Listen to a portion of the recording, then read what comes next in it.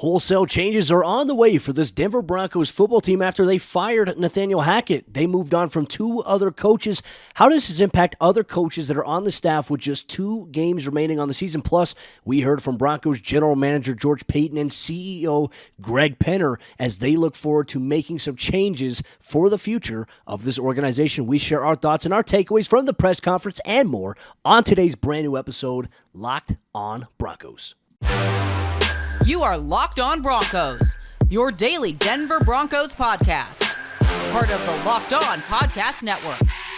Your team every day. What's up, Broncos Country? Welcome into a brand new episode, Locked on Broncos, your daily Denver Broncos podcast, part of the Locked on Podcast Network, your team every day. Thank you so much to everybody in Broncos Country for tuning in, making Locked on Broncos your first listen of the day, every single day, free and available everywhere you get your podcast in audio format, or whether you're watching us on YouTube. Do us a favor, if you like daily Denver Broncos news content coverage, make sure you hit that follow or that subscribe button so you never miss out on a day's worth of Denver Broncos news, content coverage, and more. All the latest from the Valley, from the South Stands to the end zone. I'm your host, as always, Cody Roark, Broncos reporter for Mile High Sports, joined alongside, as always, by my co-host, Sayre Bedinger. He's the site expert, predominantlyorange.com. Sayre, my friend, wholesale changes are on the way for this organization, and we were treated to a press conference on Tuesday from General Manager George Paton, CEO Greg Penner, and there were a lot of firm messages that I felt like we got takeaways from. We'll obviously dive into that on today's episode of the show, but to kind of open things up, we all know the big news of the week. The Broncos, they fired Nathaniel Hackett on Monday. Monday evening, they were not done as they parted ways with 2 other coaches, special teams coordinator Dwayne Stukes and offensive line coach Butch Barry. And in the meantime, replacing them, Mike Mallory, who was Stukes' assistant this season, will be the special teams coordinator for the rest of the year. 2 games remaining. And Ben Steele, Colorado native, is also going to be the offensive line coach for these final 2 games. Your initial takeaways on these moves here, as we expect more changes on the coaching staff to happen in the next couple of weeks here?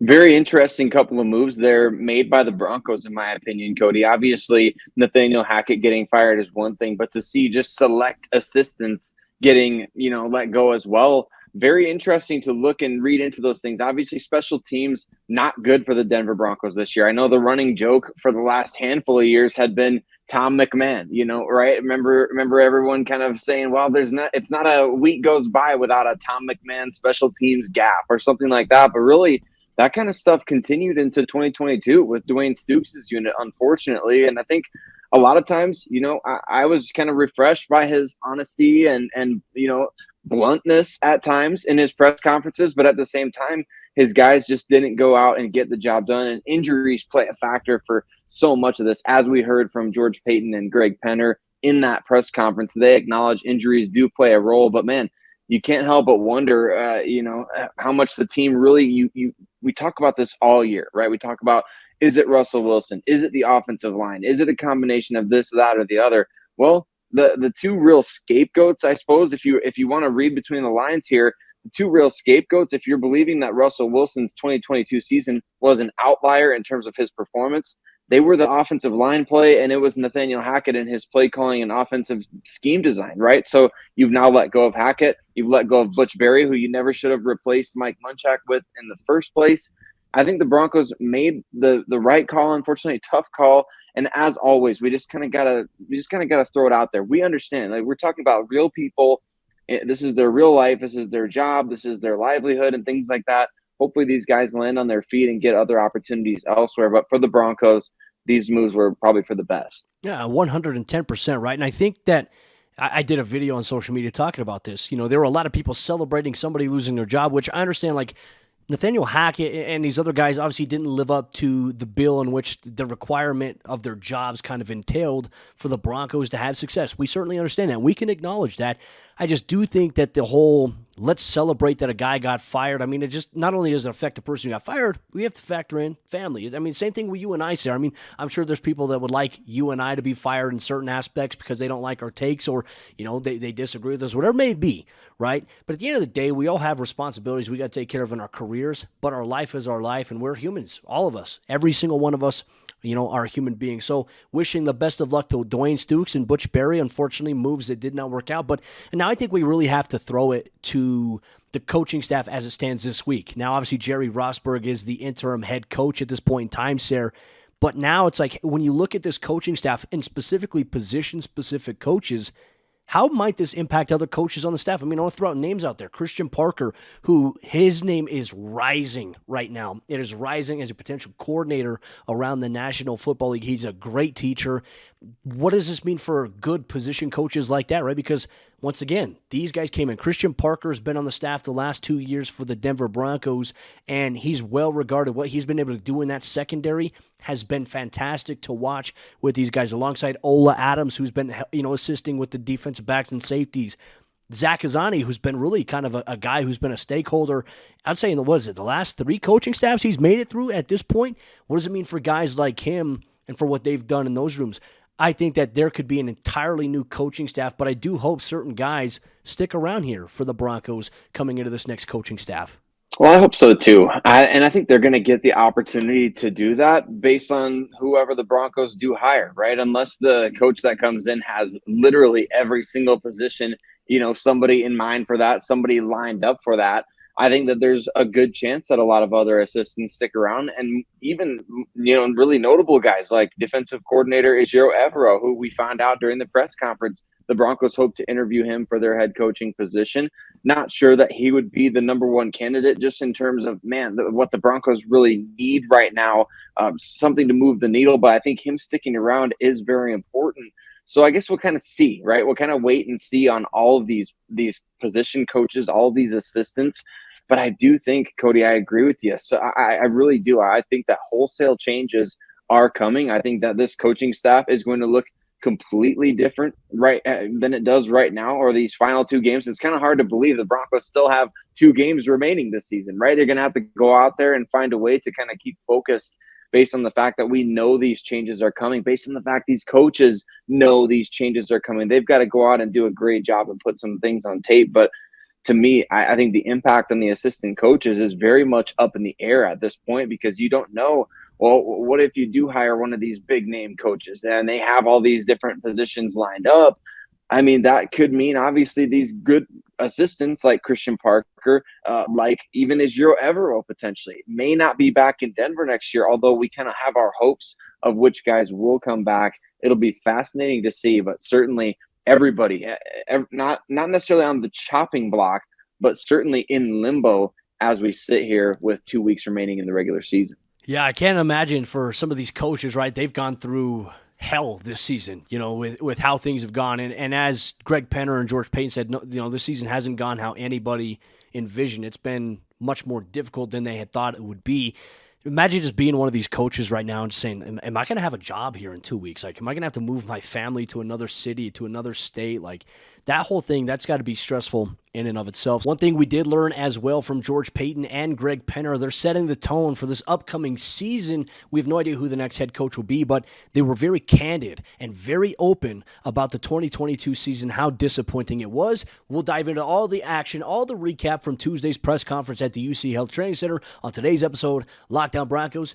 But this episode of the show is brought to you by our friends over there, Ultimate Football GM. If you've ever dreamed about becoming an NFL GM and managing your own football franchise, well, your dream can't come true, and this game is definitely for you. You can manage every strategic aspect of your team, play through the season, and lead your team to glory. You'll be responsible for hiring the right coaches and coordinators, trading players, making draft picks, navigating your franchise through free agency and the draft, and all the ups and downs of a season. All this in a challenging and realistic game world Ultimate Football GM is completely free and playable offline. Play on the go as you want and when you want to. Locked On Broncos listeners get a 100% free boost to their franchise when using the promo code Locked On in all caps in the game store. That's Locked On in all caps, so make sure to check it out today. To download the game, just visit ultimate-gm.com or look it up in the app stores. That's ultimate-gm.com. Ultimate Football GM. Start your dynasty today.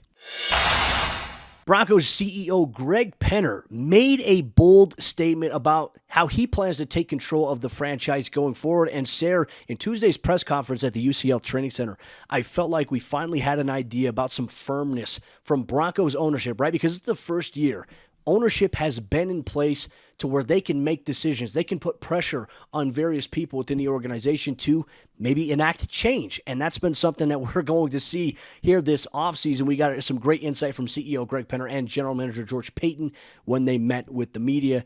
Sayre, I'd say first and foremost, one takeaway I had from being there, I was obviously at the facility when this happened. Greg Penner, I think, really embraces and really does value the opinions of Broncos fans. Like, to him, owning an NFL team is part of the process, but for him, he really values the whole entire fan aspect. And he made that known all throughout his press conference. And he even started off the press conference by apologizing to Broncos fans for how the season has gone. And he's even said, we need to put a better product on the field. Now that the Broncos have somebody in place like Greg Penner, who I can tell you, Sayre, has done so much kind of groundwork behind the scenes here for Denver, going around talking to various players throughout the entire season, one-on-one, group settings, wherever you may have.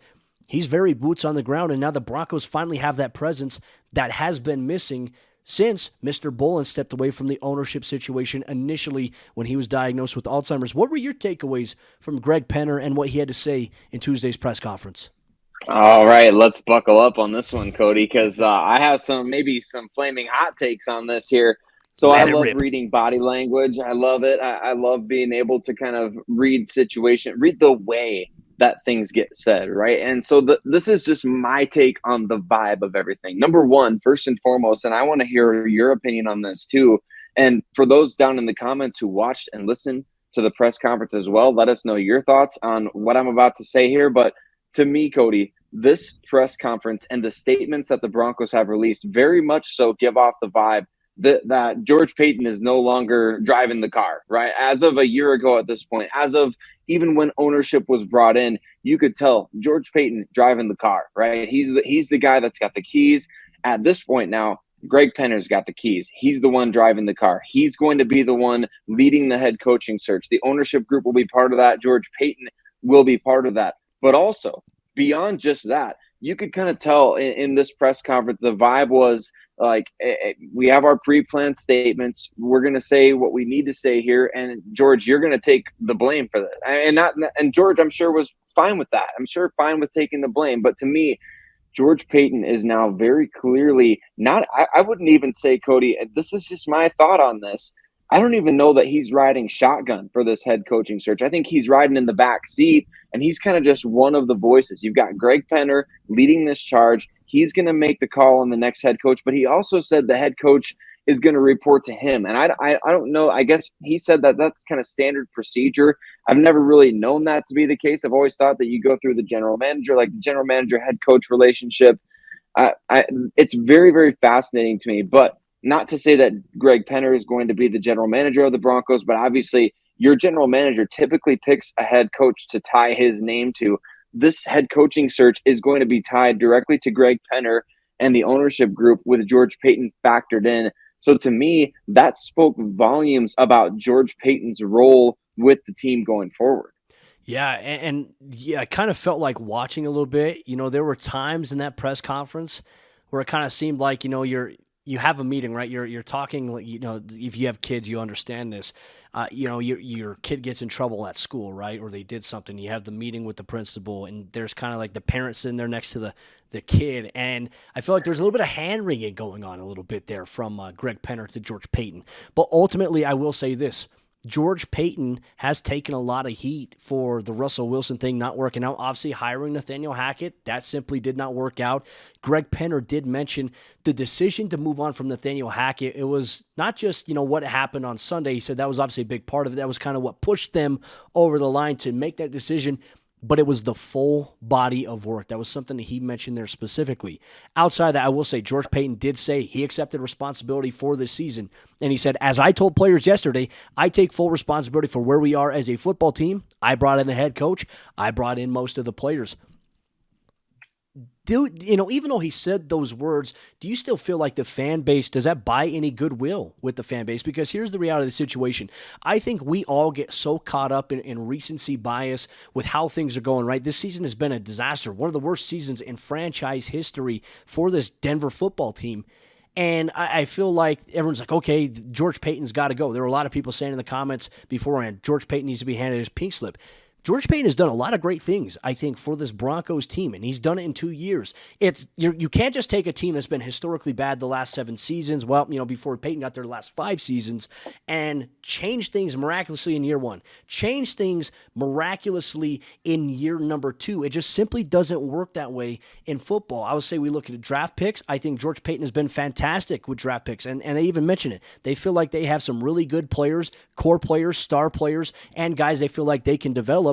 Outside of that, I think really the black eye on the whole George Paton thing really has to do with the hiring of Nathaniel Hackett and the trade of Russell Wilson, which, as we see, has not gone well, and Russ hasn't played very good football right now, to the point he was even asked questions about Russell Wilson and his future. What were your thoughts on George's comments, really? Because I saw Greg Penner, he really kind of deflected to George to answer the Russell Wilson questions more in depth. Right. And Penner did say, the decision to get Russ was a long-term one. And I think that you look at the verbiage of that and you're like, well, why do you say was? What does that mean? But George Paton also said that he thinks Russell Wilson is fixable, which implies what? You can draw your own conclusions from that. What does it mean to say that something's fixable? It means that something's broken. And obviously you fired, like we said in the first segment, you fired Nathaniel Hackett. Okay, he's the one in charge of designing this hodgepodge of an offense, which is another word that I believe George Paton used, Cody. Some hodgepodge of he used that. He said there's no consistency. And you fire the offensive line coach, who obviously was not good at developing these guys or making them better or putting them in positions to succeed, or even coaching the wide zone offense. Like, where was the wide zone all season? Maybe I'm wrong. Maybe there was a lot more of it than I thought, or maybe than it seemed. I guess I was expecting a lot more, Jake Plummer-esque play action boots, and we didn't really see a ton of that. So to me, all encompassing to say, George Paton seemed very non-committal about Russell Wilson to me, which I find very interesting, because I don't know what you do in terms of, okay, you can take this dead money hit if you cut him as a post-June 1 designation. There's so much that goes into that. That we're going to talk about that at length, I'm sure, over the course of the offseason based on what the Broncos do.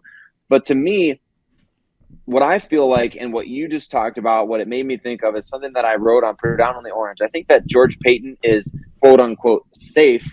I don't think he's bulletproof. So what I mean by that, and we can talk more about this coming up too, is I just think if the right candidate comes in, I know that we've talked about how, well, Sean Payton seems like a pipe dream and Jim Harbaugh seems like a pipe dream. But let's say the ownership group decides we want Jim Harbaugh, and I don't care if he wants general manager, duties. If he wants that, I don't think that they're going to say, well, he's our number 1 head coaching candidate, but because we already have George Paton as general manager, we can't hire him. No, I think if that's their number 1 head coach candidate, I think they're going to do what it takes, give him what he wants in order to get him in the building. So what does that mean about George Paton's future? You can kind of read that body language if you watch this press conference. I think he understands, maybe not necessarily on the thinnest of ice, but certainly he's treading on a little bit of thin ice at the very least.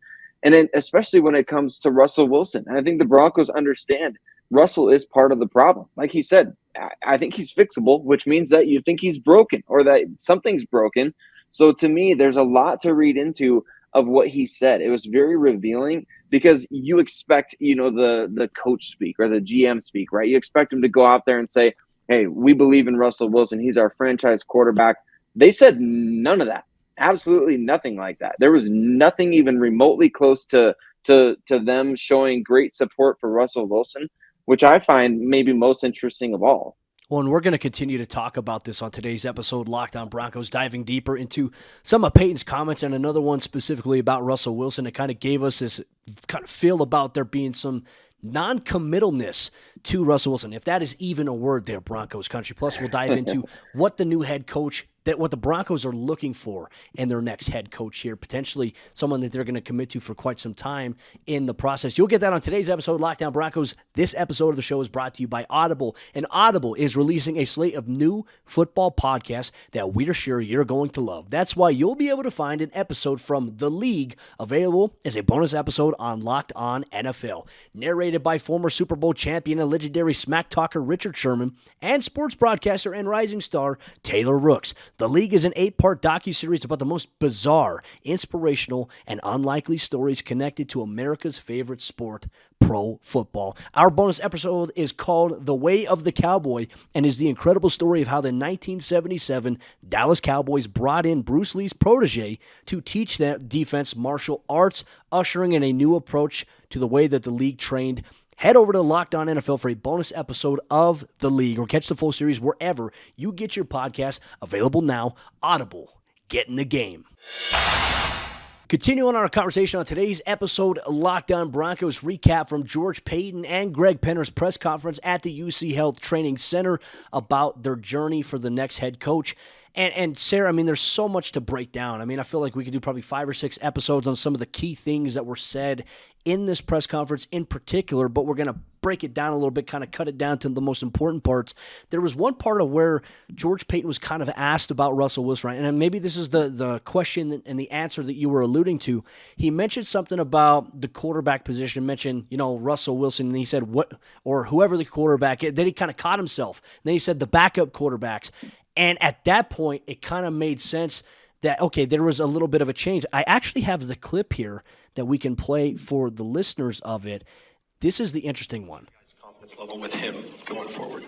Yeah, I think it's really important that whoever we hire, has a relationship with the quarterback, Russ, whoever, the backups, but the entire offense. That was kind of the intriguing part there, right? And not many people caught it. A little bit of subtle there, but I think that's important. And kind of going back to the point that you mentioned, Denver didn't necessarily really commit to Russell Wilson saying, okay, we're going to keep moving forward. They just said that we know that Russ is going to work hard to be better next season, if that's the case. So there could be some more changes coming down the pikes, and you never know, Sayre. I mean, nothing surprises me. I don't think anything surprises Broncos Country anymore that we could potentially see a blockbuster where maybe the Broncos eat the dead cap and release Russell Wilson. I know you and I have shared that, okay, you at least have to get another year, but you also can't make the decision here. I think this is something that Greg Penner and his hiring committee is going to feature the ownership group.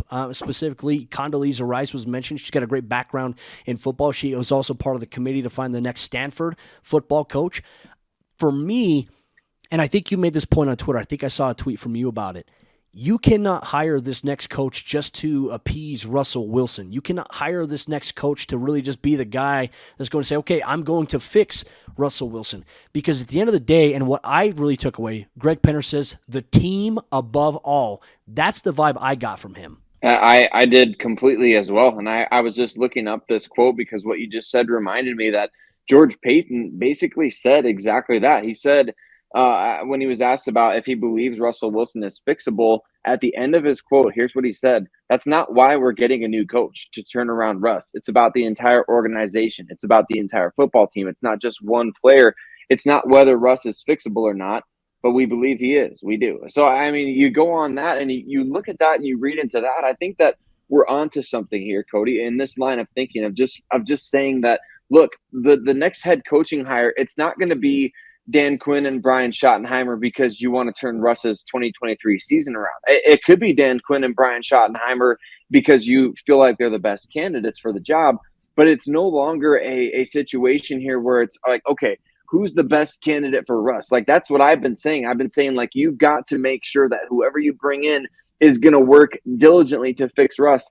I think now, instead of it being that it's only that, it's now both and. It's, okay, we're bringing in a coach who is best for the long-term future of the Denver Broncos. If they can fix Russell Wilson, that is an added bonus. If not, we can move a different direction in 2024. And I think that you got a really great bit of insight from George Paton and Greg Penner both in this interview about why the Denver Broncos are a desirable destination. That's another thing that I see a lot on Twitter and from a lot of people who want to downplay or diminish the attractiveness of this job. Let's just break this down here for a second.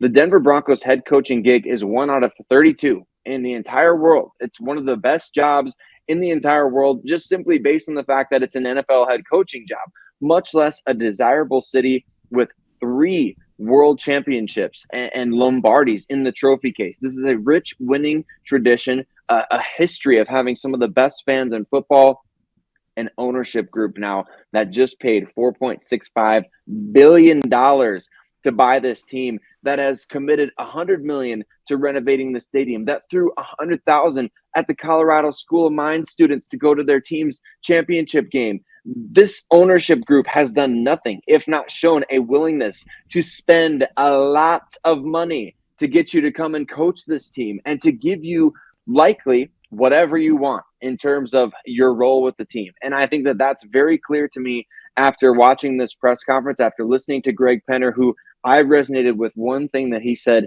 in particular, Cody. He said, I'm kind of an impatient man, and I agree with him. And what he meant by that is not that he's impulsive, not that he's going to go out and make a rash decision or that he's just going to fire everybody who ends a season with a losing record, but he's impatient in the fact that he's going to go out there and be aggressive to getting this team back to being a winning franchise.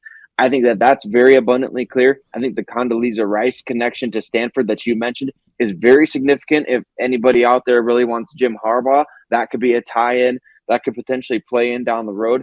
There's so many different things that are going to get the rumor mill churning, Cody, but I think one thing needs to be clear. The Broncos are not an unattractive job because of Russell Wilson, because I think the head coach is going to have a say of whether or not they want to work with Russell Wilson. I think that was something that's previous. You have to come in and work with Russell Wilson. That's the past. And now it's if you want to work with Russell Wilson, let's do it in 2023. If you don't, we can find a way to get out of it. If you want to give it a shot, you have job security beyond this year.